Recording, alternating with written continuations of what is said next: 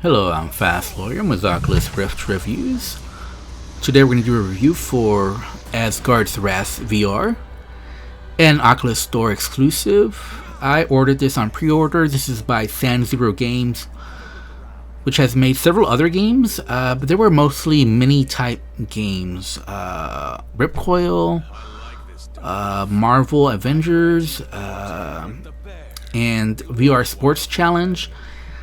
So this is really like the first full-fledged story adventure type game that they've made, and this is quite impressive that they were able to accomplish this.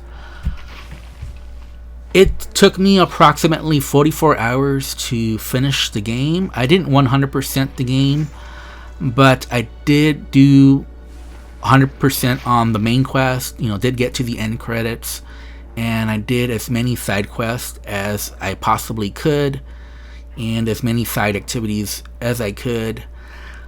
I didn't really do too many of the activities like, let's say, burn torches in a certain amount of time or break shields in a certain amount of time, as I don't generally enjoy those type of activities, but that content is there.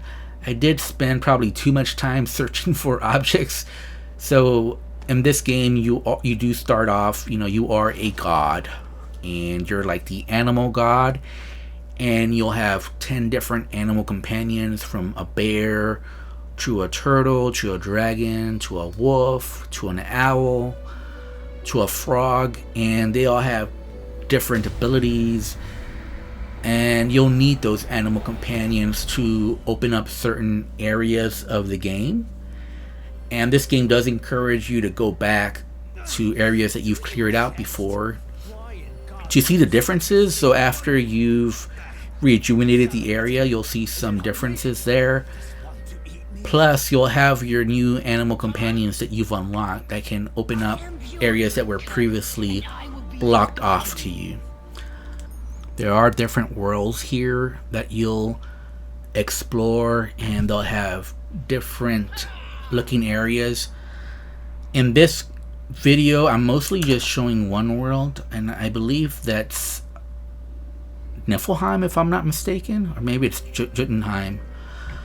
I did my best to not give away too much of the game, so I did avoid showing like major boss fights or major plot points or even major puzzles. I tried to keep the spoilers to a bare minimum to show off what most of the game is like, to give you a good sense of the gameplay. That's why this video is going to be extra long, because it was just really hard to not show a lot of the gameplay when this game is very long, and I wanted to show you exactly what you're in for, but I didn't show any of the major plot points. So like I was saying, you are this animal god, and you have 10 animal companions that you'll eventually unlock, all with different abilities. And they even have like different combat strengths and weaknesses. Some are range, some have lots of attack power, some have more defense power. On top of the special abilities that I mentioned before, that will open up new areas for you to explore. And then you have, like I said, the different worlds that look different. And you'll also have different heroes that you'll sort of like possess, and they have different weapons and different abilities as well. So there is quite a bit of variety here, although the core gameplay is very similar. And at some points, this game does become a slog, because a lot of the puzzles are the same type of puzzles, and a lot of the combat is the same type of combat. So here is part of the combat that I'm talking about. So you'll have enemies here, and some will have runic armor. There's basically 3 types of enemies. Enemies without any runic armor, and those are basically just cannon fodder. They're easy to beat, and they're not very difficult. You can just go at them as fast as possible. And I think that's really what the strategy there. When you're facing enemies that don't have runic armor, just kill them as quickly as possible. But then you have enemies with runic armor, and you have to treat those differently. So this game is a little bit like Until You Fall. And so in order to get rid of that runic armor, you have to parry them. Now the problem is that not every attack is one attack that you can parry to get rid of that runic armor.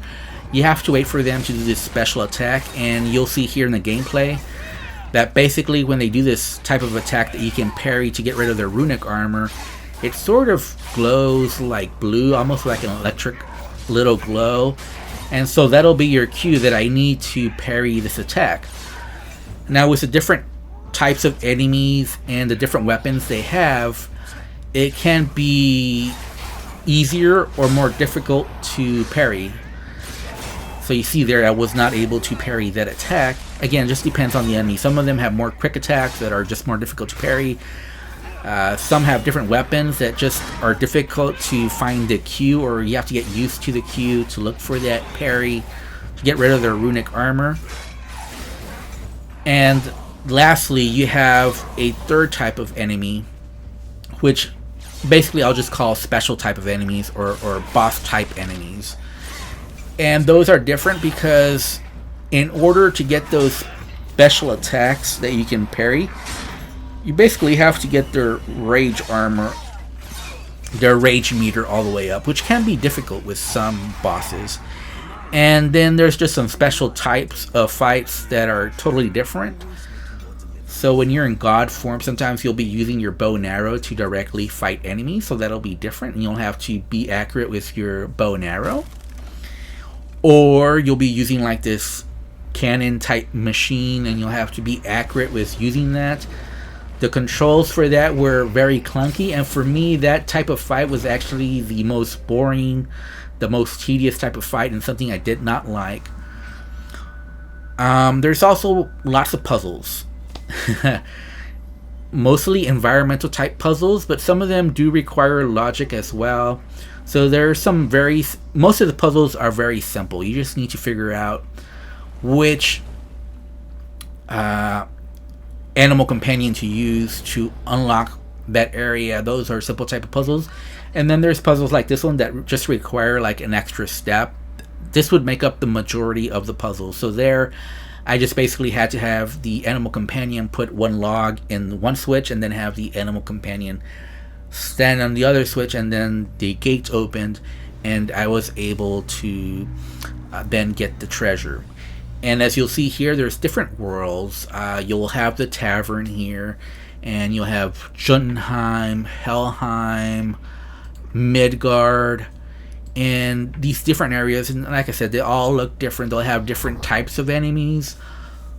But even though there's different types of enemies, and the different weapons will give it a different flavor for parrying. You know, you basically have to find the different timing and the different areas where you'll have to move your weapon to parry.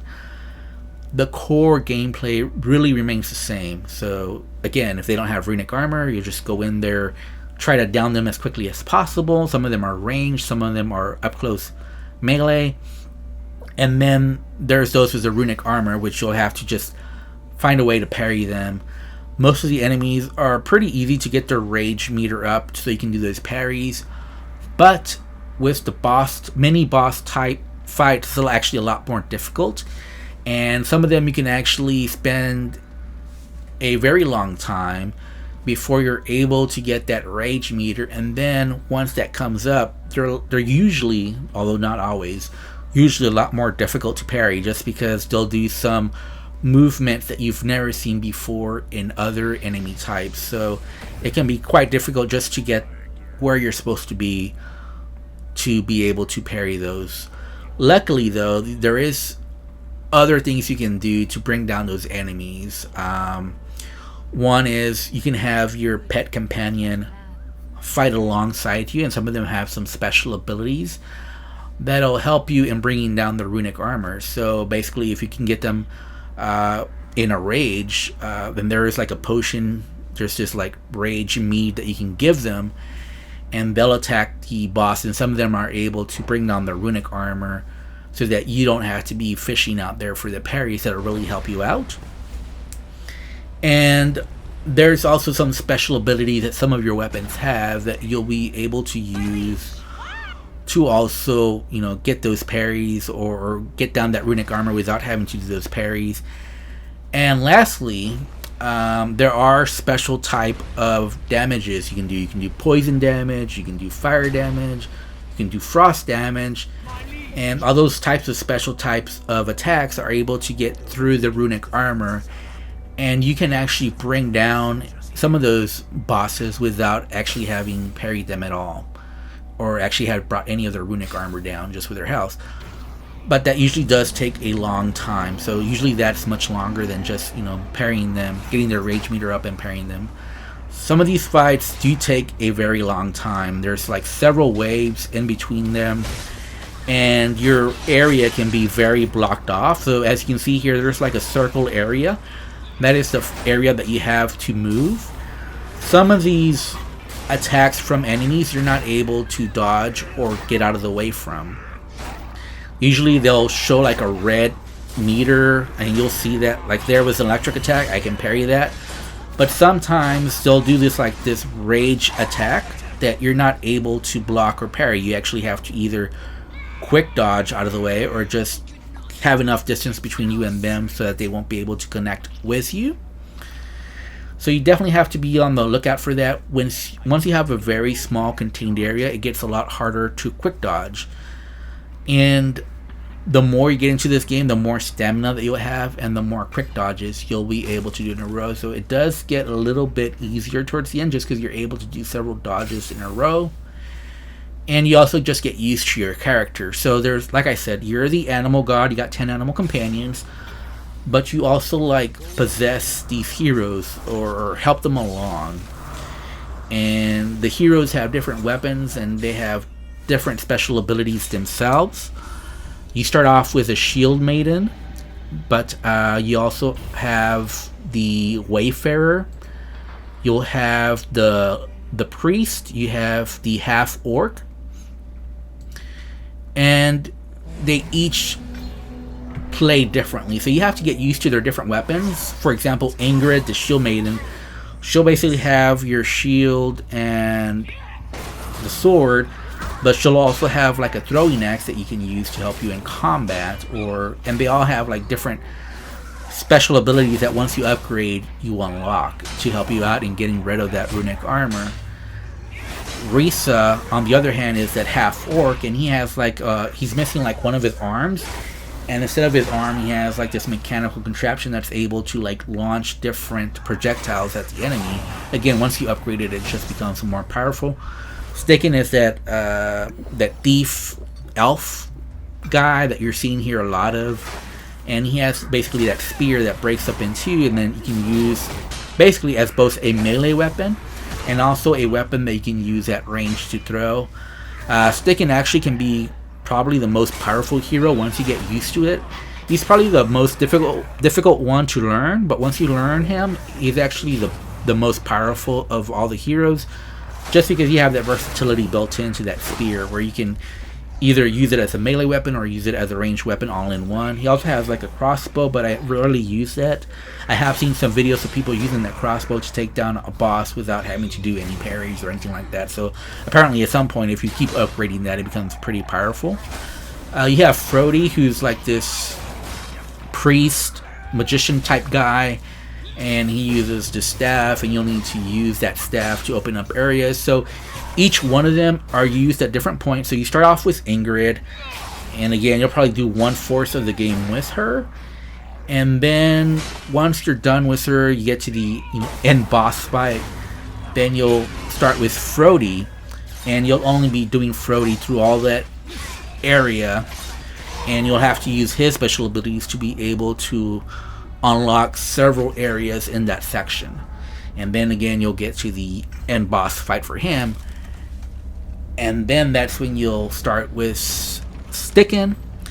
Same thing here. Once I finish this area, I had this end boss fight. Once I finish with that, then you start with Risa, who's the half orc, and you'll be doing the entire area. You'll go up in a boss fight, and the bosses do vary.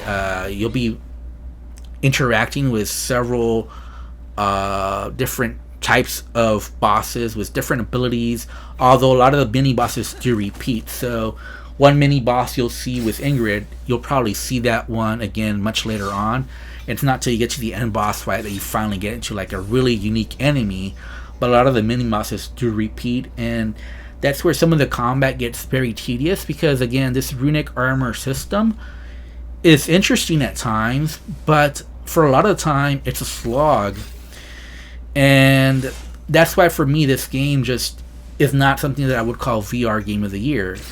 Yes, I really liked Asgard's Wrath. I think it's a good game, but I'm only going to give it a 7.5 out of 10, and that's because a lot of the mechanics are just repeated just a little bit too much. And for me, a lot of this runic combat system just felt very tedious more times than not, especially towards the second half of the game. So once I got to the second half of the game, I was like, oh no, not another combat fight. Again, it's not that it was difficult, it's just a lot of the fights were just a little bit too long, and it never really progressed in a satisfying way, at least not for me. They just seemed to throw more enemies at you, and so that was just a difficulty. Okay, after how many fights are you going to mess up, and if you mess up you just have to start all over again, which is really the only difficulty in this game, because it's really not that difficult once you get the timing down for the different enemy attacks.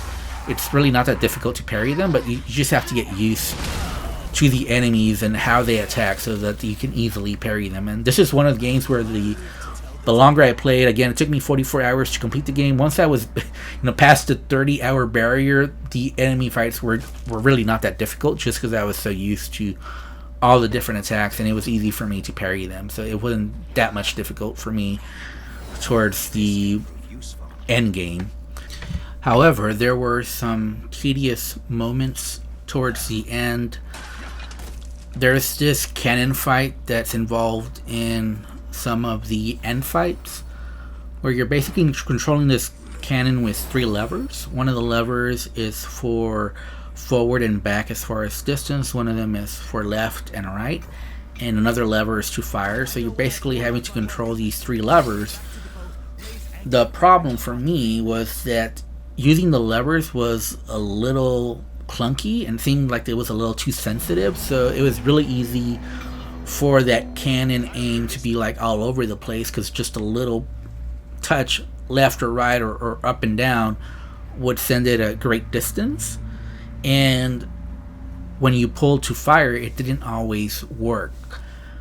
So that very end cannon boss fight, and I won't explain more than that because I don't want to give away spoilers, it was just very tedious, and it required very quick operation of those handles, and it was clunky, it wasn't very polished, and for that reason it just took me several attempts. But honestly, after the first attempt, I really didn't want to try again, because it was just not interesting and very repetitive and boring to do. So that was a disappointment towards the end game. On the other hand, there's this other fight that's really super interesting that I really enjoyed, and there's definitely some interesting characters that you meet along the way. So in this game, you're going to meet Loki, you're going to meet Thor, you're going to meet Freya, you're going to meet Heimdall, all these different gods with different personalities. It's just interesting seeing them interact and how you're involved, and all the time you're wondering, how is this going to resolve? Again, you're dealing with Loki, and he's the main god that's helping you out, if you want to call it that. But of course, he's a trickster, so something's up, something's going to happen. But again, I'm not going to give any spoilers, so I'm not going to say more than that. And then the game ends with a wonderful end credit dance scene, which I just loved. This game is running on the Unreal Engine 4, and it looks beautiful. And for the most part, it ran really well for me. Even on my 1060 GTX, it was running pretty good and looked very beautiful. However, it was not a perfect experience for me. There were several bugs I experienced. One of those bugs caused the game to just, for whatever reason, run very poorly all of a sudden. So it was only for one stretch of the game, really, where the game just ran terribly. I'm not sure what happened, but I have to assume it's a bug just because, like I said, for the most part, for like 99% of this game, it was running fine, but I ran into this series of fights where the game was just running terribly, and if I would go get a potion, it would just like kind of like freeze, and that made the fighting the enemies difficult because I really couldn't stop to get any potions or heal even my animal companion just because it was running so poorly. But again, that's contrast to most of the game where the game was running fine. There was just one puzzle, and again, a lot of these puzzles are environmental puzzles. Most of them are pretty simple, but some of them were tedious, and there was just one puzzle in particular that there was like a bug that caused it to be almost impossible to finish, and I almost stopped playing the game because of this bug. So what happened is you have this raven animal companion, and that raven helps you see like hidden enemies, and you kind of have to go around those enemies within a certain timing, or otherwise you die and you have to restart. Now when you die, unfortunately, there's a loading screen.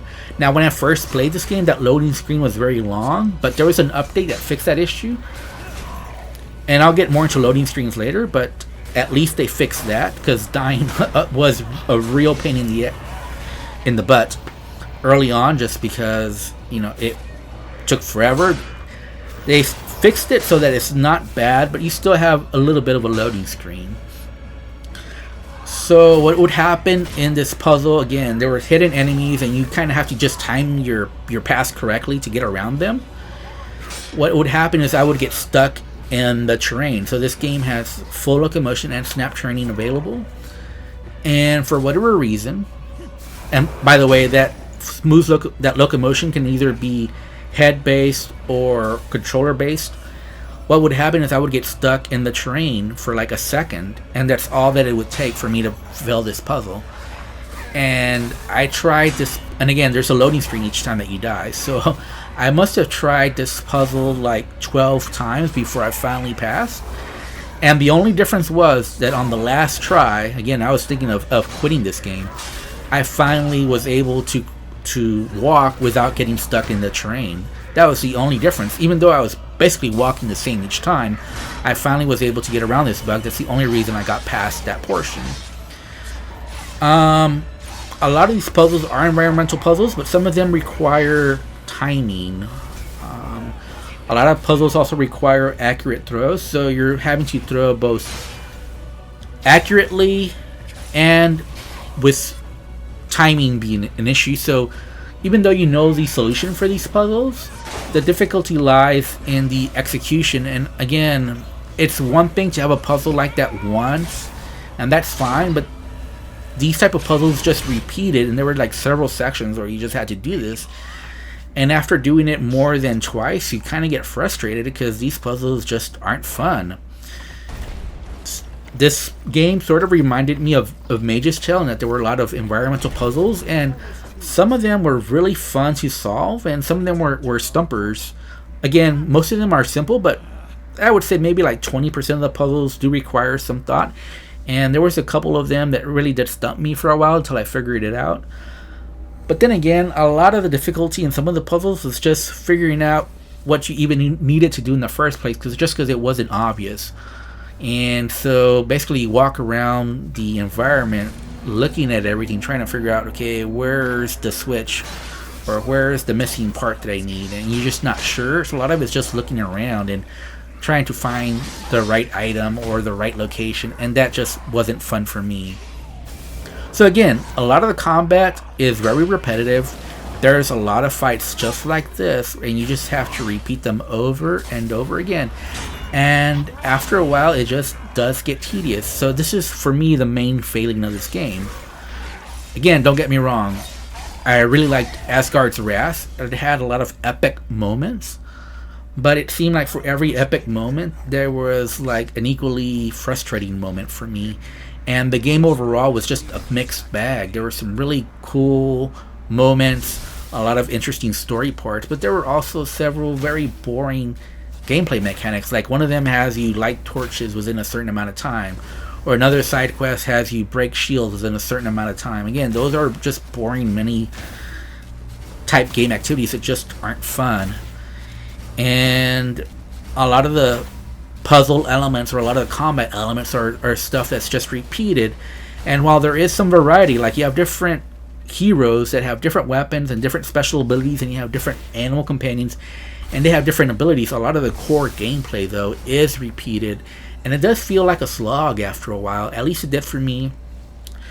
That's why, even though I really liked Asgard's Wrath and I pre-ordered this game, I paid $40 for it, and I think it's a great value given the amount of content it has. For me, it's not a Game of the Year type candidate. For me, it's just a 7.5 out of 10. It's a good game, one that I recommend, but one that I don't think it's Game of the Year.